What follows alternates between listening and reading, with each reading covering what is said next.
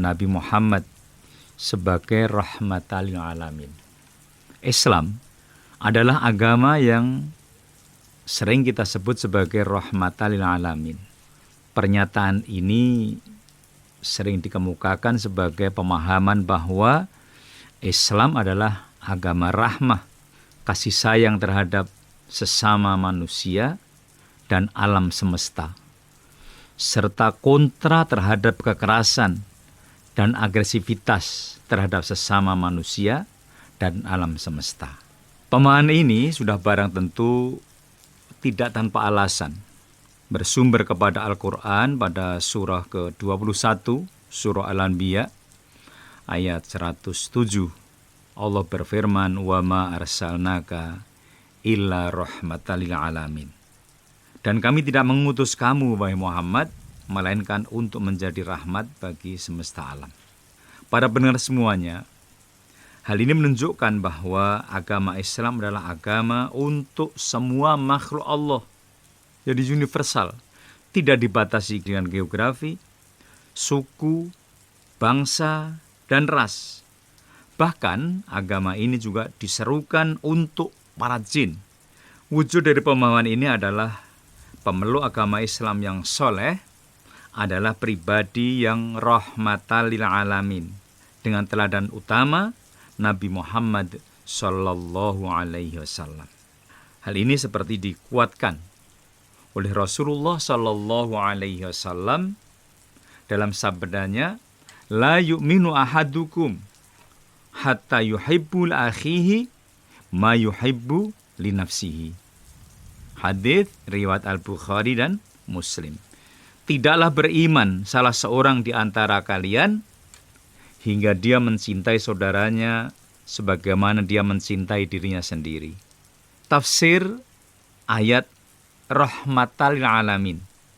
Nanti banyak kita ketemukan para ahli di dalam memahami, kemudian menjelaskan tentang makna rahmatan lil alamin. Ar-Razi ini oleh para ulama dikenal sebagai penafsir beraliran Ahlus Sunnah. Dia menyatakan bahwa di dalam ayat rahmatan lil alamin, sesungguhnya Rasulullah adalah rahmah di bidang agama dan dunia. Adapun di bidang agama, sesungguhnya Rasulullah diutus saat manusia dalam keadaan jahiliyah dan tersesat. Dan para ahli kitab berada dalam kebingungan tentang masalah mereka karena panjangnya kejumudan dan terputusnya kemutawatiran mereka dan terjadinya perbedaan dalam kitab mereka. Dalam keadaan seperti itulah Allah mengutus Rasulullah sallallahu alaihi wasallam saat tidak ada jalan bagi para pencari kebenaran menuju kesuksesan dan kebahagiaan atau pahala. Nabi mengajak mereka kepada jalan kebenaran dan menjelaskan kepada mereka jalan menuju kebahagiaan atau pahala. Nah, Nabi menjelaskan syariah dan menjelaskan perbedaan halal dan haram. Para pencari kebenaranlah yang bisa mengambil manfaat rahmatan lil alamin. Rahmah tidak bisa dirasakan para ahli taklid, para penentang kebenaran, dan orang-orang yang sombong. Para pencari kebenaranlah yang mendapat pertolongan dari Allah. Sebagaimana firman Allah di dalam surah Fussilat, surah Fussilat itu surah ke-41. Ayatnya ayat yang ke-44, 41, 44. Jadi nanti mudah untuk diingat. Di mana Allah berfirman, "Walau ja'alnahu Qur'anan a'jamiyan laqalu laula fussilat ayatuhu a'jamiyun wa arabiyyun. Qul huwa lilladzina amanu hudaw wa shifa walladzina la yu'minuna fi adhanihim waqrun wa huwa alaihim ama. Ulaika yunadawna min makanin ba'idin Dan jikalau kami jadikan Al-Quran itu satu bacaan dalam bahasa selain Arab, tentulah mereka mengatakan, mengapa tidak dijelaskan ayat-ayatnya? Apakah patut Al-Quran dalam bahasa asing, sedang Rasul adalah orang Arab? Katakanlah Muhammad, Al-Quran itu adalah petunjuk dan penawar bagi orang-orang beriman. Dan orang-orang yang tidak beriman, pada telinga mereka ada sumbatan.